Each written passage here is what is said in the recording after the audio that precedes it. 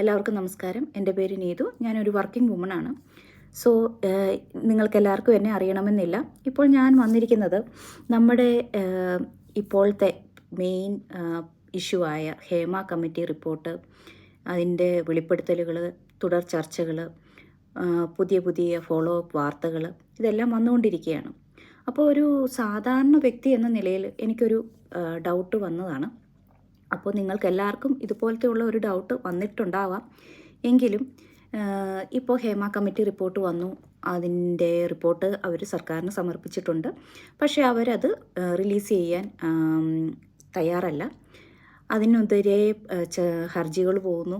എല്ലാം തന്നെ നടന്നുകൊണ്ടിരിക്കുകയാണ്. നമ്മൾക്ക് അതിനെക്കുറിച്ച് കൂടുതലായിട്ട് അതിനെക്കുറിച്ച് അറിയത്തില്ലാത്തതിനാൽ എനിക്കതിനെക്കുറിച്ച് പറയാൻ ആധികാരികമായിട്ട് അറിയത്തില്ലാത്തത് കൊണ്ട് ഞാൻ അതിനെക്കുറിച്ച് ഒന്നുമല്ല പറയുന്നത്.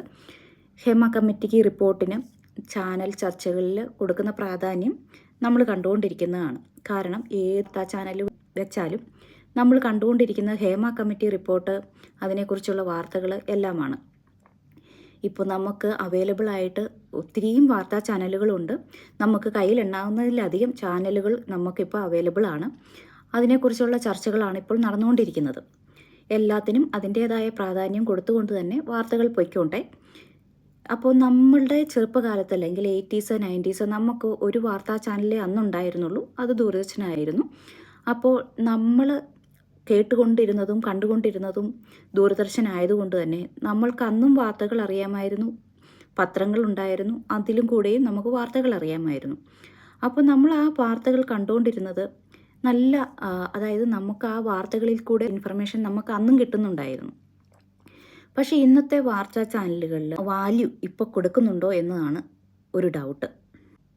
ഞാനിപ്പോൾ എങ്ങനെ പറയാൻ കാരണം എന്ന് വെച്ച് കഴിഞ്ഞാൽ, ഇപ്പോഴത്തെ വാർത്താ ചാനലുകളിൽ ഒരു വാർത്ത വരുന്നു, അതിനെക്കുറിച്ചുള്ള ചർച്ചകളാകുന്നു, അതിനെക്കുറിച്ച് ഡിബേറ്റുകൾ നടക്കുന്നു.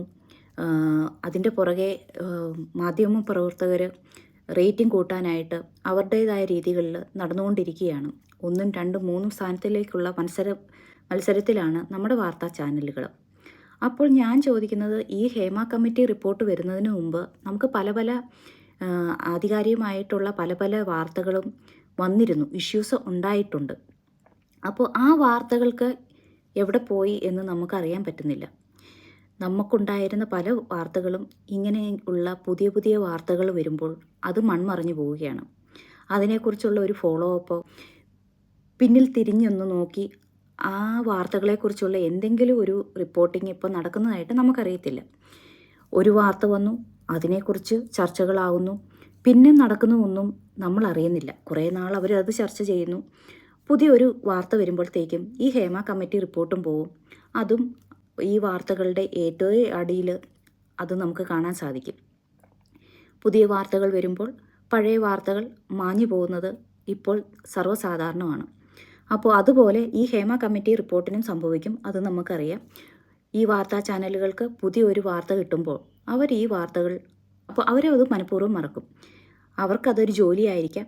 പക്ഷേ കാണുന്ന നമുക്കും അതൊരു ജോലിയല്ല. നമ്മൾ കാണുന്നത്, വാർത്താ ചാനൽ കാണുന്നത് വാർത്തകൾ അറിയാനും സമൂഹത്തിൽ നടക്കുന്ന കാര്യങ്ങളെക്കുറിച്ച് കൂടുതൽ അറിവുകൾ ഉണ്ടാകാൻ വേണ്ടിയാണ്. അപ്പോൾ ഈ എല്ലാ വാർത്തകൾക്കും അതിൻ്റേതായ പ്രാധാന്യം കൊടുത്തുകൊണ്ട് മനുഷ്യരെ വെറുപ്പിക്കാത്ത രീതിയിൽ മാധ്യമപ്രവർത്തനം നടത്തണമെന്നാണ് ഒരു സാധാരണക്കാരിയായ നിലയിൽ എനിക്ക് പറയാനുള്ളത്. അവർക്ക് അവരുടേതായ ന്യായങ്ങൾ കാണും. അവർക്ക് എന്തേലും അതിനെക്കുറിച്ച് ടാർഗറ്റുകൾ ഉണ്ടാകാം. 1ാം സ്ഥാനത്ത് വരാം, 2ാം സ്ഥാനത്ത് വരണമായിരിക്കും. അവർക്ക് അവരുടേതായ ടാർഗറ്റുകൾ ഉണ്ടാകാം. അതായിരിക്കാം അവർ ആ വാർത്തകൾക്ക് പിന്നാലെ പോകുന്നത്. പണ്ടെന്ന് വെച്ചാൽ ഇങ്ങനെയൊന്നും ആയിരുന്നില്ല എന്ന് നമ്മൾ പറയുമ്പോഴും പണ്ടത്തെ പോലെയാണോ ഇപ്പോൾ എന്ന് ചോദിച്ചാൽ അല്ല. നമ്മൾ വളരെയധികം മുന്നോട്ട് വന്നിട്ടുണ്ട്.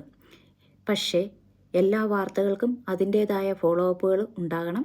പഴയ വാർത്തകൾ അത് പുതിയ വാർത്തകളുടെ അടിയിൽ മുങ്ങിപ്പോകാനുള്ളതല്ല.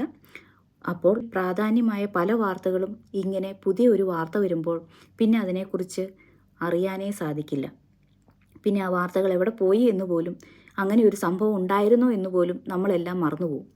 അപ്പോൾ ഇതാണ് ഇവിടുത്തെ സമൂഹത്തിൽ ഇപ്പോൾ നടന്നുകൊണ്ടിരിക്കുന്നത്. അതുകൊണ്ട് ഈ ഹേമ കമ്മിറ്റി റിപ്പോർട്ടും വേറൊരു വാർത്ത വരുമ്പോൾ അതിൻ്റെ അടിയിൽ മറിഞ്ഞു പോകും എന്നുള്ളത് എല്ലാവർക്കും അറിയാം. എല്ലാ വാർത്തകൾക്കും അതിൻ്റേതായ പ്രാധാന്യം കൊടുത്തുകൊണ്ട് അതിൻ്റേതായ രീതിയിൽ മാധ്യമപ്രവർത്തനം നടക്കട്ടെ എന്ന് നമുക്ക് പ്രതീക്ഷിക്കാം ഉള്ളൂ. എല്ലാ വാർത്താ ചാനലുകൾക്കും അവർ ഇൻഫർമേഷൻ നൽകുന്നത് നല്ല രീതിയിലാവട്ടെ. മാധ്യമങ്ങൾ വാർത്തകൾ കൊടുക്കുന്നത് എല്ലാം സത്യസന്ധമായി ആവട്ടെ. കൂടുതലായിട്ടുള്ള വിവരങ്ങൾ പുറത്തു വരട്ടെ. ഹേമ കമ്മിറ്റിയുടെ റിപ്പോർട്ടിനെ അനുബന്ധിച്ചുള്ള പുതിയ വിവരങ്ങൾ വന്നുകൊണ്ടിരിക്കുമായിരിക്കാം. അതോ ഇത് നാളത്തെ ഒരു വേറൊരു വാർത്തയിൽ ഇത് മറഞ്ഞു പോവോ ഇല്ലോ എന്നും നമുക്കറിയത്തില്ല. അങ്ങനെ ഉണ്ടാകാതിരിക്കട്ടെ. എന്തായാലും പേരുകളെല്ലാം വെളിപ്പെടുത്തട്ടെ. നമുക്ക് എന്തായാലും ജോലി എടുത്താലേ നമുക്കിവിടെ ജീവിക്കാൻ സാധിക്കുകയുള്ളൂ. അപ്പോൾ നമ്മൾ വാർത്തകൾ കേൾക്കുക, ഒരു ചെവി കൂടെ കേൾക്കുക, അത് കേട്ട് മനസ്സിലാക്കുക.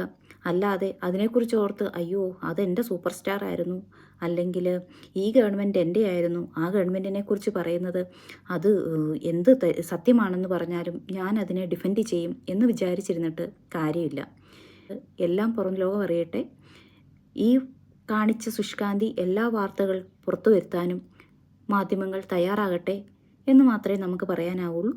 എല്ലാവർക്കും നല്ലത് വരട്ടെ. ശുഭദിനം നേരുന്നു. Thank you.